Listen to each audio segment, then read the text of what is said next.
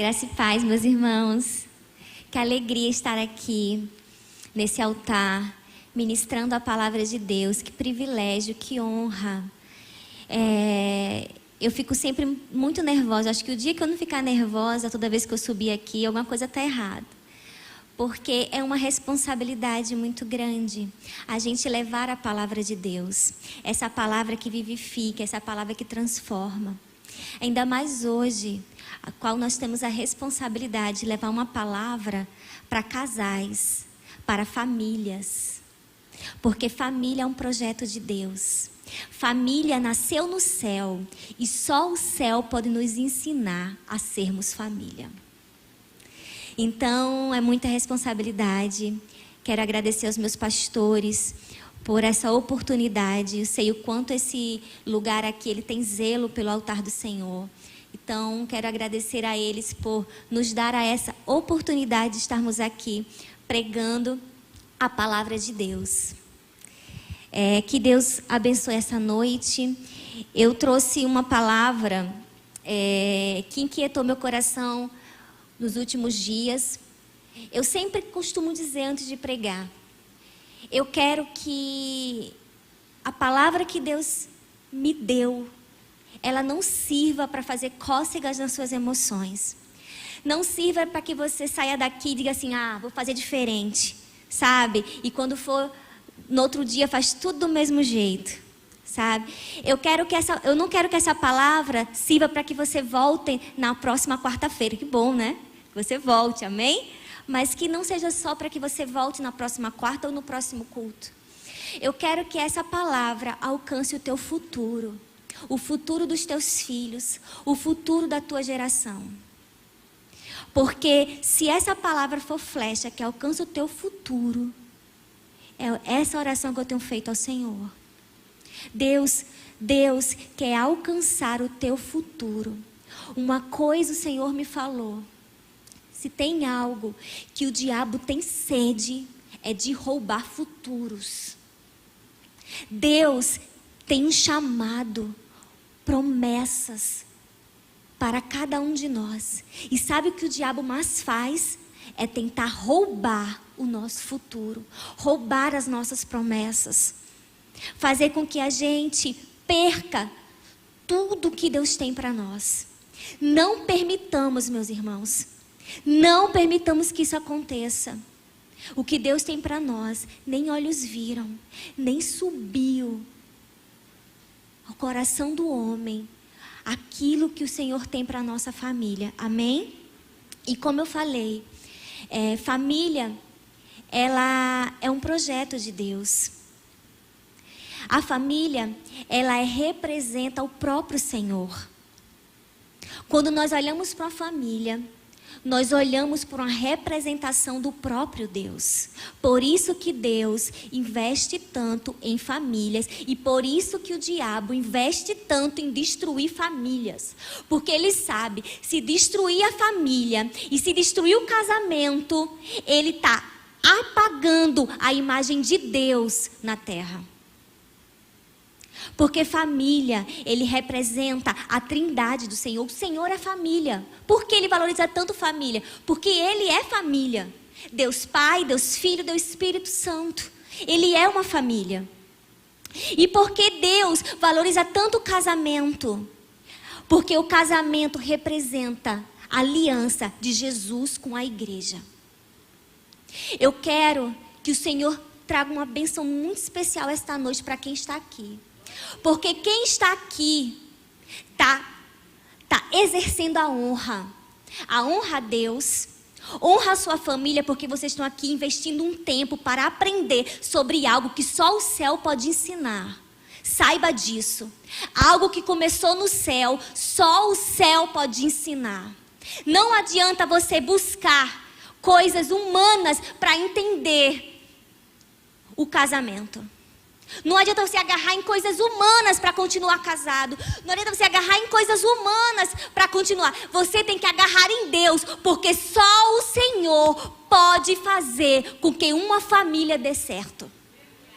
Vocês estão entendendo o que eu estou querendo dizer? Vai muito além do que eu mesma. Faz muito além do que um casamento entre duas pessoas. É uma representação do que Deus tem para nós. Uma união de Jesus com a igreja. Ele morreu deu sua vida para o quê? Para que essa aliança fosse possível. Jesus com a igreja. Então, nós estamos aqui, por isso que eu tenho peço a Deus agora que Deus traga uma bênção muito especial.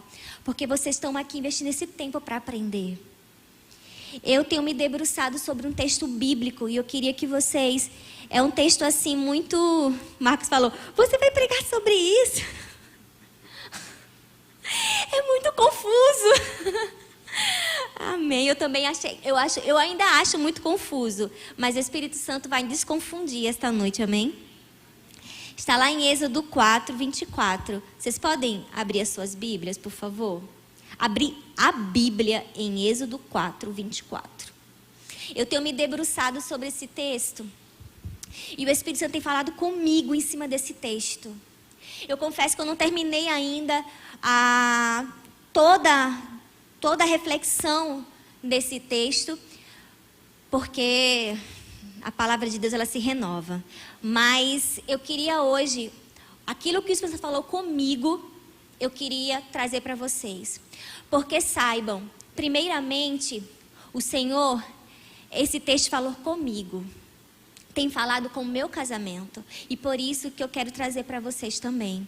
Eu queria que colocassem a foto que... Podem abrir a Bíblia de vocês em Êxodo 4, 24. Mas eu queria que colocassem a foto da gente. Está aqui. Essa é a minha família. Amém? Amém. Eu, o Marcos, nós fizemos 8 anos de casamento no dia 15 de novembro deste ano. Amém? Temos 3 flechas. O Miguel, de 15 anos, que é um filho do coração. O Paulo Davi, que tem 3 anos, vai fazer 4. E o mais novinho, que é o Vinícius, que tem 4 meses. Foto de Instagram. Fala a verdade.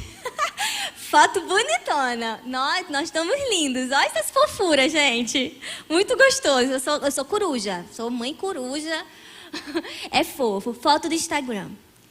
Quando a gente olha uma foto dessa, nós vemos assim, uau, eu quero uma família dessa para mim, né?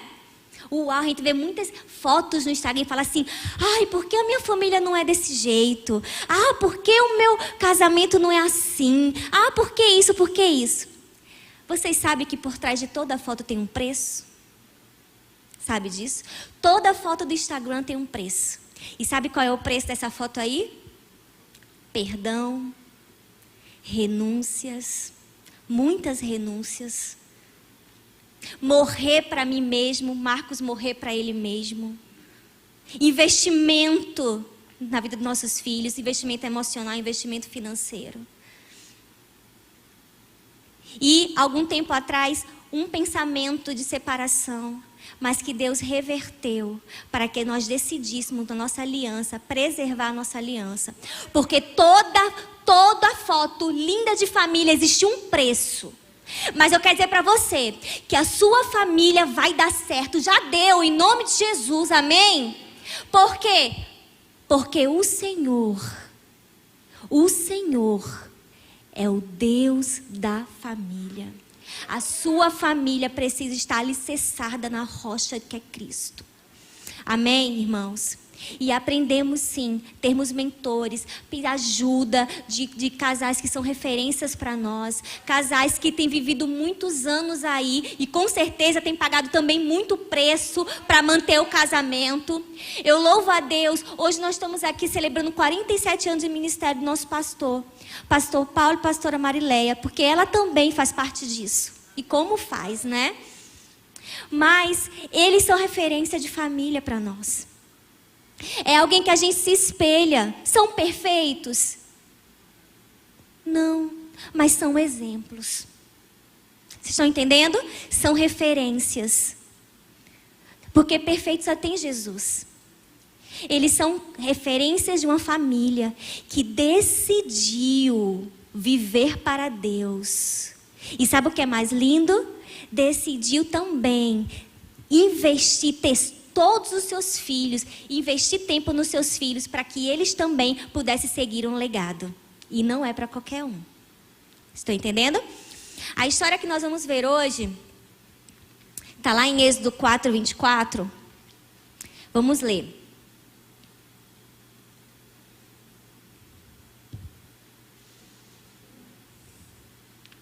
E aconteceu no caminho, numa estalagem, que o Senhor o encontrou e o quis matar.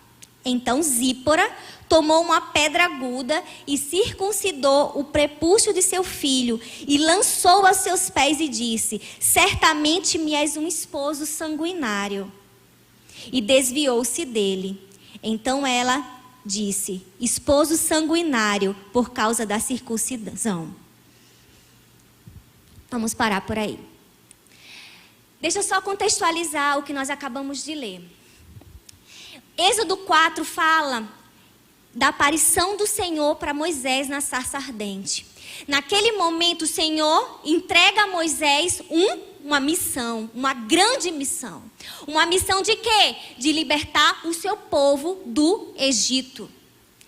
Deus diz para ele o seguinte: tu vai chegar diante de Faraó e vai dizer o seguinte: deixa meu povo ir. Mas eu quero dizer para você uma coisa, ele não vai concordar. Confuso. Né? E aí Deus coloca ali para ele que ele não vai concordar. E aí vai ter abertura para as maravilhas que Deus vai fazer e fez lá no Egito para que o povo fosse liberado para a terra prometida. Deus entregou uma grande missão para Moisés. Mas aí, de repente, aparece esse texto dizendo que Deus apareceu para Moisés e Zípora e quis matar Moisés. Olha que doideira. Eu sempre tive muito, eu fiquei: Senhor, que doideira é essa? Como é que o Senhor aparece para Moisés, diz que ele tem um chamado, e tu aparece nele numa estalagem e quer o matar? Vamos entender. Primeiro eu queria falar de Zípora. Quem é Zípora? Zípora é a esposa de Moisés, filha de Jetro. Jetro tinha o quê? 7 mulheres. E uma delas, Zípora, foi dada como mulher para Moisés. E a casa de Jetro foi um abrigo para Moisés durante 40 anos.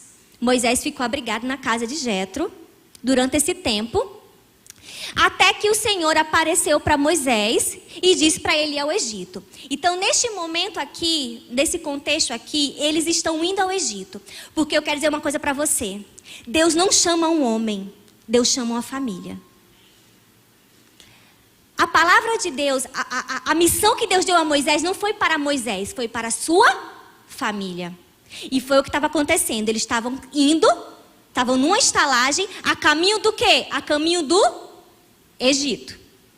Só que de repente acontece isso. O Senhor aparece e a Bíblia, aqui o texto fala que o Senhor quis o matar. Por que o Senhor quis o matar?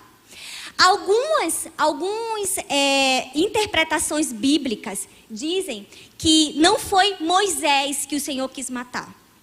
Se você pegar a Bíblia hebraica no original, você não vai ver o nome Moisés, que significa Moshe. Não vai ver nenhuma parte das escrituras em hebraico. Na verdade, o Senhor está falando aqui sobre a circuncisão. A gente entende que houve uma discussão aonde o filho de Moisés não era circuncidado ainda. E como é que um líder poderia falar de princípios e lei se o seu próprio filho não era circuncidado? Cumprindo o que dizia lá em Gênesis, que aquele que não for circuncidado teria que ser eliminado. Por quê? Porque isso é uma aliança.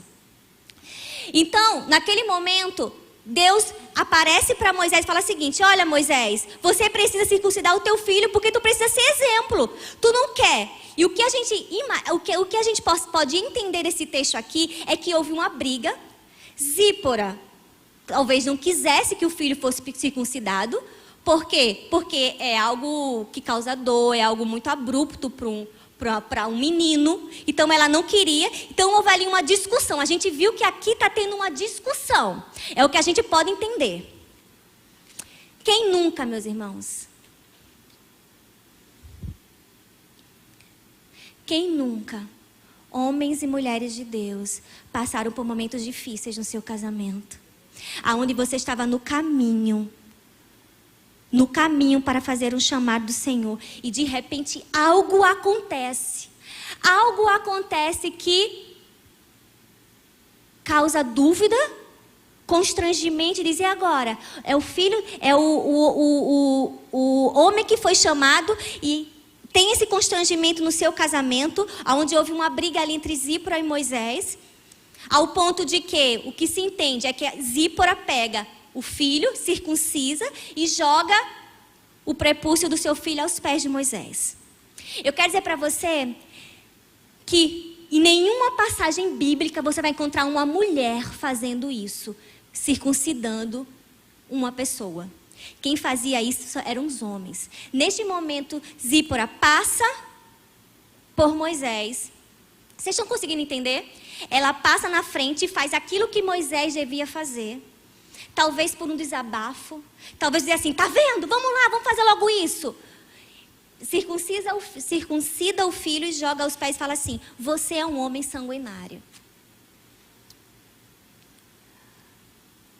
Quantos casamentos existem Zíporas?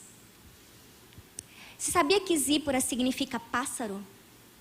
Sabe o que o pássaro traz para nós? Liberdade. A gente olha um pássaro e vê ele voando alto. Sabe que Moisés olhava para Zípora e lembrava? Da promessa, libertação, libertar o seu povo. Ao olhar para sua esposa, ele lembrava para que ele foi chamado, para libertação, para liberdade. Esse era o significado do nome Zípora, ou Séfora, podia ser Séfora também. Mas naquele momento, ao olhar para aquela mulher, ela joga na cara dele, tu és um homem sanguinário. Em vez de lembrar daquilo que ele foi chamado, ela joga na cara dele algo que talvez ele quisesse esquecer. Porque um dia, ele, com a sua ira, chegou a matar um homem, que foi o motivo que ele saiu do Egito. Ele matou um homem porque esse egípcio estava torturando um hebreu, e por causa disso ele agiu da sua ira e matou aquele homem. E com certeza essa questão sanguinário, estava ali na mente de Moisés. E aí ele foge, e de repente, no meio daquela discussão, ela olha para ele e fala assim, aquela mulher que ele deveria olhar e dizer assim, eu olho para ela e eu lembro para que eu fui chamado para libertar. Naquele momento, aquela mulher, que deveria ser aquela mulher que projetasse seu marido, era a mulher que olhou para ele e falou assim, tu és um sanguinário. Lembrando do passado, daquilo que ele queria esquecer. E daquilo que Deus já tinha perdoado. Eu vou falar para as Zíporas agora, para mulheres. Você tem usado a sua boca para projetar o teu marido. Você tem usado a sua boca para ele lembrar a missão que ele tem. Você tem usado a sua boca, em mulheres, para fazer com que ele avante no projeto de Deus, ou você tem usado a sua boca para relembrar coisas do passado, para fazer com que ele se sinta nada? O que você tem feito? O que você tem sido, mulheres? Vocês estão entendendo? Sanguinário. Aí ativou aquela janelinha killer, né, que a psicologia chama. Aquele trauma. Aquilo que ele queria fugir, a esposa trouxe à tona. E por causa de quê? Porque ela não estava querendo obedecer a Deus. E de alguma forma ele estava meio que tentando, talvez cedendo um pouco aos caprichos da esposa. E até que ou fazia ou morria o filho. Então o que é que ela decidiu? Circuncida e toma. E a Bíblia fala que Deus se retirou. E a gente pode pensar assim, ufa, Deus se retirou. Então, houve aí um livramento, porque o que ela fez? O que eu entendo é o seguinte, quando a mulher tira do marido a autoridade, porque nesse momento, ela passou à frente do marido, E ela fez aquilo que ele deveria fazer, ou seja, ela desonrou e tirou a autoridade do seu marido. Quando nós desonramos a autoridade do nosso marido, o Senhor se aparta, o Senhor se retira. Isso é muito sério. O Senhor se retira. Essa atitude a gente vai ver como consequência lá em Êxodo 18. Sabe por quê? Porque em Êxodo 18 já tem acontecido tudo. Moisés já tem ido ao Egito, Moisés já falou com o faraó resistiu, aí Moisés fez maravilhas, aí o faraó continua resistindo, aí o Senhor vai e o Senhor manda as pragas, aquelas maravilhas aconteceu, aquelas pragas foram, os hebreus viram Deus livrando os primogênitos, o povo sai do Egito, sabe, o povo vê o mar vermelho se abrindo, maravilhas acontecendo, mas onde é que está Zípora? Gerson e Eliezer, que eram seus filhos, não estavam ali. A gente viu em Êxodo 4:24 que eles estavam a caminho numa estalagem para o quê? Para o Egito. Mas de repente o que aconteceu naquela noite fez com que eles tomassem uma decisão. E aí Moisés parte sozinho e Zípora com seus 2 filhos, Gerson e Eliezer, ficam na casa de Jetro. O que é que a gente pode entender disso? Quantas maravilhas Gerson e Eliezer perderam de ver com seus olhos. Moisés poderia ter dito assim: eu não vou levar minha família talvez para protegê-los do que vai acontecer lá. Às vezes nós queremos proteger os nossos filhos de tribulações, do preço do ministério, né? Vamos proteger nosso filho do preço do ministério. E a gente não entende que muitas vezes na tribulação e no caminho que às vezes é árduo, esse caminho serve para esticar a nossa fé. Para esticar a fé dos nossos filhos, para ver um Deus se manifestando de forma tão tremenda na nossa família, Deus dando livramento, Deus fazendo milagres.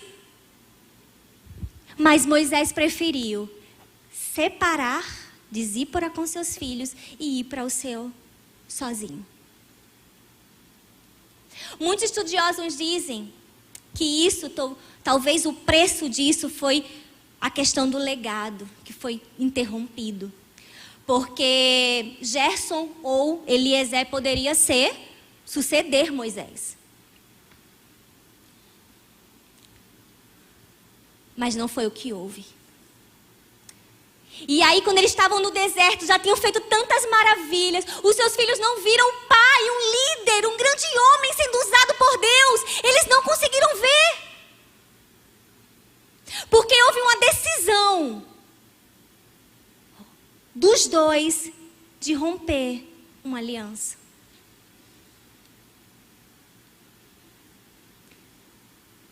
E aí Jetro, sogro de Moisés, em Êxodo 18, vai ao encontro de Moisés com Zípora, Gerson e Eliezer. E diz: eis aqui a tua esposa e os teus filhos. Jetro aqui representa para mim, meus irmãos, a sabedoria. A sabedoria que faz com que, representada pelo Espírito Santo de Deus, que restaura tudo que foi quebrado. Vocês creem? Eu não sei como é que está o nível de relacionamento seu com seu marido. Eu não sei como é que está a situação na sua casa. Eu não sei como é que vocês podem estar naquele momento de briga com Deus. Deus, eu não quero mais. Deus, eu não quero fazer isso. Eu não quero continuar. Você pode estar naquele momento de briga com Deus, como houve em Êxodo 4:24. Essa briga com Deus nessa estalagem. Você pode estar num momento assim de dizer: eu não quero mais. Eu não sei qual é o teu nível, como é que estão as tuas lutas. Mas eu quero dizer para você essa noite: honre a aliança. Amor não tem a ver com agrado. É bom você ser, né? Alguém te agradar. Muito bom. Muito bom, né? Quando o Marcos faz um agrado, eu fico toda feliz. Muito bom receber presente. É muito bom. Só que Deus tem me ensinado algo. Amor não tem a ver com o que o outro faz para você para te agradar. Quando Deus fala de amor, sabe o que Deus está querendo dizer? Amor é honrar a aliança. Por quê?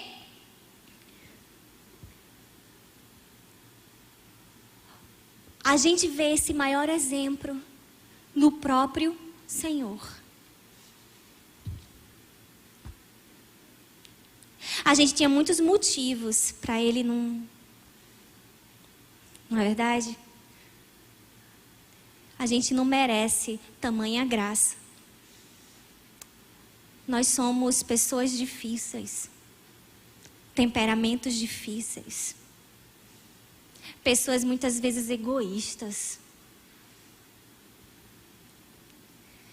Pessoas que maus, a Bíblia fala que o homem é mau. O homem longe de Deus, ele é mau. Vocês sabem que a maldade, ela não diz o que eu sou, mas nós herdamos a maldade. A partir do Éden, a maldade foi herdada. Mas cada vez nós nos aproximamos do Pai, nós abdicamos da maldade e nos tornamos cada vez mais parecidos com Ele. E nos tornamos a nossa própria essência, a essência de Deus, perdão. Por quê? Porque a Bíblia fala que nós somos imagem e semelhança do Altíssimo. Então o que é que eu sou? Imagem e semelhança do Altíssimo. O que é que o pecado me torna? Mal. E o que é que eu preciso? Me chegar cada vez mais a Deus. Para ser bom, porque Deus é bom. Amém? Amém. Então, quando Jetro volta e diz assim, está aqui tua esposa, eu entendo que há uma restauração aí. Eu entendo agora que... E quando ele chega, é uma coisa interessante. Moisés estava todo louco, né? Tanta coisa para ele resolver, tanta gente para ele atender, aquela coisa louca. E de repente, quando chega Jetro, traz Zípora e traz seus filhos, né? O que acontece, Jetro vem também com a ideia para que ele possa delegar. Ele estava muito sobrecarregado, então ele começa a delegar, né? E essa ideia de Jetro fez com que ele tivessem dado um alívio. E o que eu entendo isso também é o seguinte, que quando nós permitimos que o Espírito Santo entre na nossa família, ele vai tirar de nós um peso das nossas costas. E a gente vai o quê? Vai conseguir dar conta. Marido, você vai conseguir dar conta. Esposa, você vai conseguir dar conta. Filhos vão conseguir dar conta. Famílias, vocês vão conseguir dar conta. Vocês chegarão até o fim. Honrem a aliança. Porque amor tem a ver com honrar a aliança. E aí, eu já estou quase indo para o fim. Tem Gerson e Eliezer. Gerson e Eliezer significa para mim 2 momentos do casamento de Moisés com Zípora. O primeiro momento, Gerson, significa: fui peregrino em terra estranha. É isso que Gerson significa, o seu primogênito. Eu entendo que a primeira parte do casamento era assim que Moisés se sentia, um peregrino. Não se sentia pertencente. Talvez porque a sua esposa não fizesse ele se sentir pertencente do seu lar. Ele não sentia, o peregrino ali, ele estava como se fosse um nômade. Ele estava como sem se responsabilizar pela sua família. Era um peregrino estranha. Talvez muita gente hoje esteja se sentindo assim, estranho no seu casamento, estranho na sua família. Eu sou um estranho. Tá uma confusão. Nada, ninguém consegue dialogar, ninguém consegue conversar, tá tudo estranho.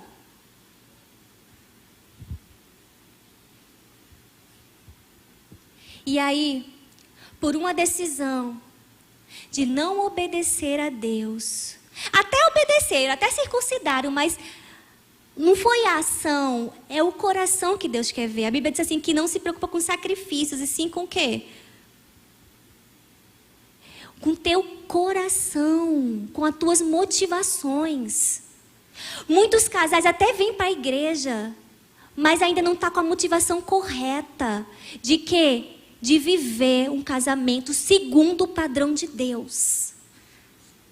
Ainda não decidiu renunciar os pecados, ainda não decidiu renunciar o velho homem, a velha mulher, aquela mulher que veio lá da sua cultura, aquele homem que veio lá da sua cultura, ainda é o quê? É um peregrino. Não é pertencente à sua casa. Por quê? Porque a minha, talvez esteja pensando assim, o meu lugar é lá na casa da minha mãe, do meu pai. Lá que é o meu lugar. Aqui, família esquisita, tudo estranho, né?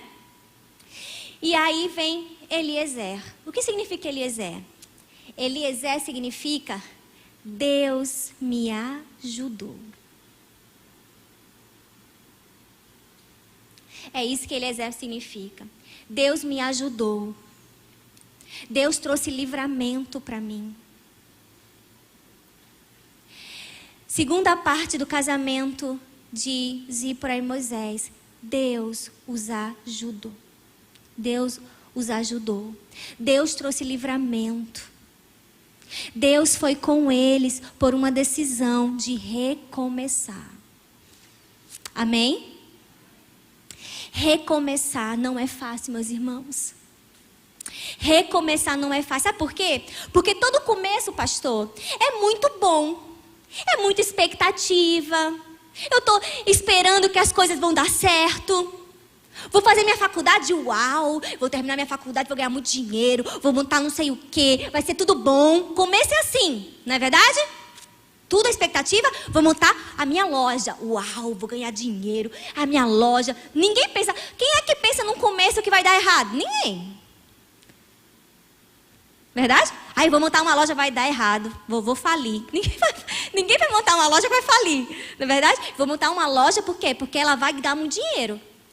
Vou passar na faculdade, por quê? Porque eu quero ter uma profissão, sabe? Eu quero poder fazer algo por alguém na minha profissão, servir a minha sociedade. Sempre o começo é grandes expectativas. Mas o recomeço não é não. Sabe por quê? Porque sempre tem uma informação lá atrás que algo não deu certo. O que é que o recomeço me diz? Ei, lembra que o negócio é difícil? Tu lembra? Tu lembra que tu vai ter que pagar um preço alto? Tu lembra? Recomeçar não é fácil. Recomeçar não é fácil. Mas Deus me ajudou. Deus ajudou o meu casamento. Deus ajudou o casamento dos nossos pastores. Deus ajudou o seu casamento. Deus tem te ajudado. Porque se não for o Senhor, não vamos chegar a lugar nenhum. Porque é uma fúria do inferno para destruir a imagem de Deus na terra. E como é que ele destrói a imagem de Deus na terra? Destruindo casamentos.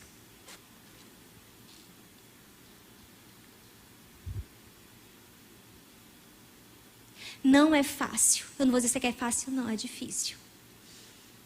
Mas Deus vai te ajudar. O Espírito Santo vai te ajudar. Você vai chegar assim lá no final. Por quê? Porque Deus nos ajudou.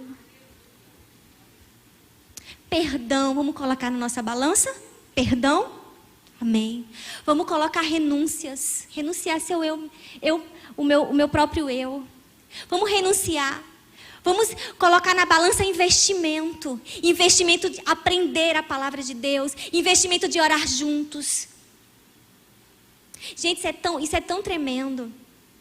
Quando eu e o Marcos começamos um propósito de orar toda noite, Você não tem noção quantas coisas maravilhosas o Senhor fez no nosso casamento, com os nossos filhos. Livramentos tão grandiosos que o Senhor fez. Presentes, bênçãos que o Senhor nos deu. Mas também começou uma grande batalha espiritual. Porque o diabo sabe que um casal que ora juntos, ninguém segura esse casal. Porque eles estão fazendo o quê? Eles estão dizendo: Deus nos ajuda. Deus nos ajuda a continuar juntos. Deus nos ajuda a permanecer. Deus nos ajuda a honrar esta aliança. Deus nos ajuda. Amém? E o Deus que ama a família vai te ajudar. Deixa o Deus entrar na tua casa, meus irmãos. Deixa Deus entrar na tua família. Deixa Deus transformar você, Zípora, tempestuosa. Deixa Deus transformar você, Moisés, passivo. Deixa Deus transformar você, para que Moisés tome sua posição de liderança na sua casa e governe. E Zípora, tome sua posição na sua casa e deixe Moisés governar. Amém? Deus deu autoridade para o homem e poder para a mulher. Muitas mulheres têm usado o seu poder para tirar a autoridade do marido. E quando ela usa o seu poder para tirar a autoridade do marido, demônios entram nela. Se a mulher soubesse o poder que tem, ela usava o seu poder para a bênção. Ela usava o seu poder para honrar o seu marido.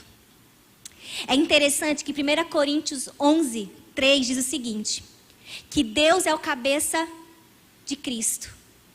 Cristo é o cabeça do homem e o homem cabeça da mulher. Verdade? E logo, eu queria ler com vocês isso, porque é muito interessante. 1 Coríntios 11, 3.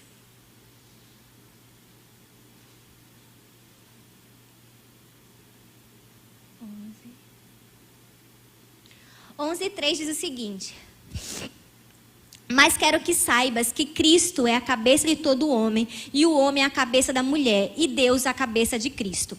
Aí agora vamos lá para o 10, irmãos. Versículo 10.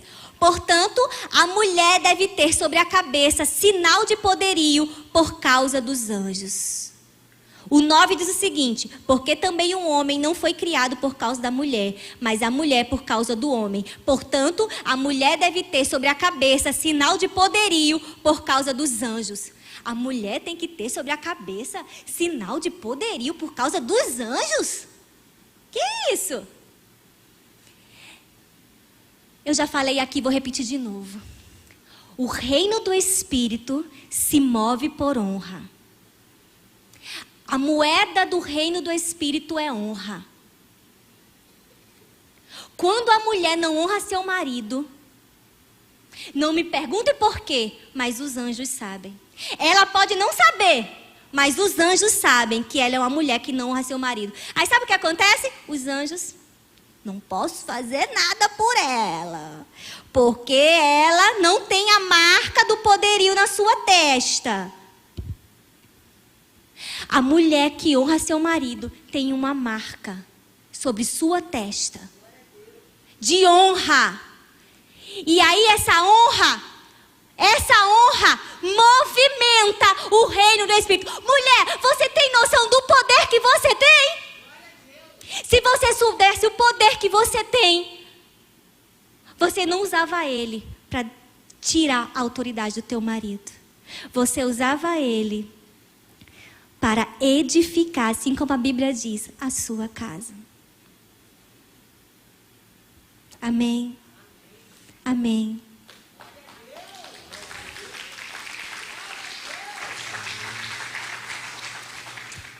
Não tem a ver comigo, com o que eu quero. Tem a ver com um propósito, com uma missão. Eu casei com o Marcos por um propósito. Claro que eu me apaixonei, claro que ele é lindo, claro que eu olhei para ele e fiquei, uau, claro, né, meus irmãos? Mas eu sei que a minha aliança é um propósito. E eu quero que Deus todo dia me lembre disso. Eu quero que todo dia o Senhor me lembre disso. E eu quero que Deus me lembre nos momentos mais difíceis nossos. Que Deus nos lembre que nós fomos chamados para algo muito maior do que a gente imagina. Eu quero que esta noite o Espírito Santo te lembre que o casamento de vocês é um propósito.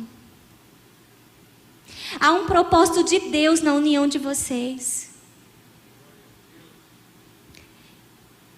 Deus quer restaurar famílias para que outras famílias sejam restauradas. Há um propósito. E aí, eu fechando o que eu tenho para falar esta noite. Desculpa se eu fui muito longa nas minhas palavras. Mas essa restauração, existem coisas que não voltam, né? Gerson e Eliezer, com certeza, lá no meio da rodinha de amigos, eles contando: vocês lembram do que Deus fez lá? Uau, aquele mar se abrindo. Eles deviam ficar calados porque eles não viram. Mas nosso Deus é um Deus de graça. Sabe onde a gente encontra a descendência de Moisés? Sabe aonde? Lá em Crônicas. Quando Deus fala que os filhos de Gerson, o filho de Eliezer, que foi só um, Salemite, sei lá. Tá lá, eu vou mostrar para vocês qual é o texto bíblico. 1 Crônicas 26. Fala justamente disso, que os filhos de Gerson e o filho de Eliezer eram responsáveis para guardar os tesouros de Davi. Gerson era responsável, o Gerson que eu falo são a sua descendência, né?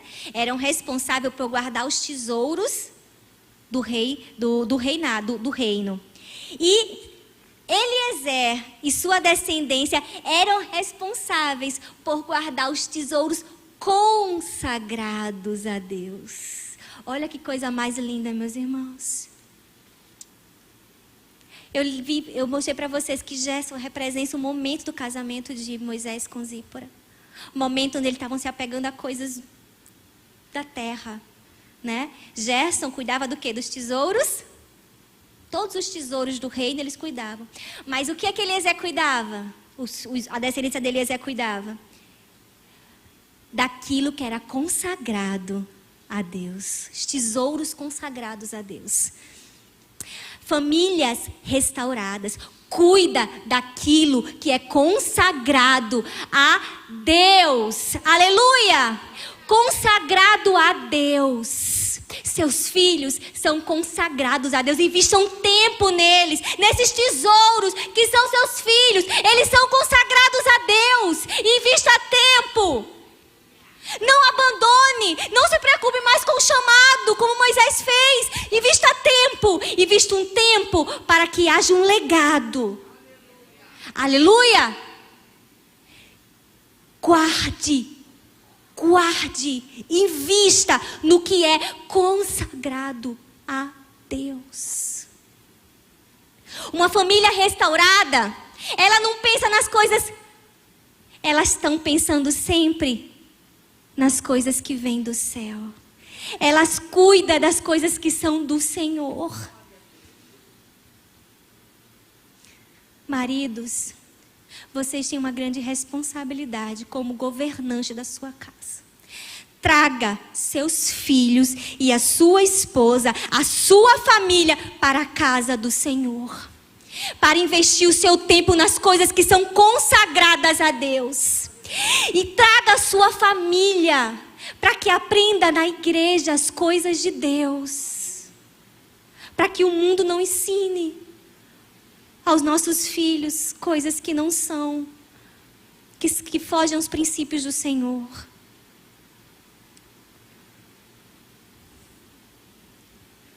Vocês estão me entendendo? Vocês precisam sair desta noite, meus irmãos. Quando eu digo a vocês, eu sempre falo isso antes de pregar, eu quero que essa pregação chegue no futuro de vocês. no futuro dos seus filhos. Eu quero que essa palavra tenha um legado. Eu quero que essa palavra alcance os teus netos. Por uma decisão desta noite. Uma decisão desta noite. Você, casal, precisa decidir. Honrar a aliança. Vocês precisam decidir se amar. E se amar é o quê? Ah, ele precisa cuidar mais de mim. Sim, ele precisa cuidar mais de você. Ele precisa te dar presente. Você precisa honrar mais, cuidar mais dele. Tudo isso precisa. Tudo isso a gente vai aprender. Mas o que eu quero que vocês saiam com o propósito hoje é o seguinte: se amem, honrem a aliança e não desistam um do outro. E nem da família de vocês.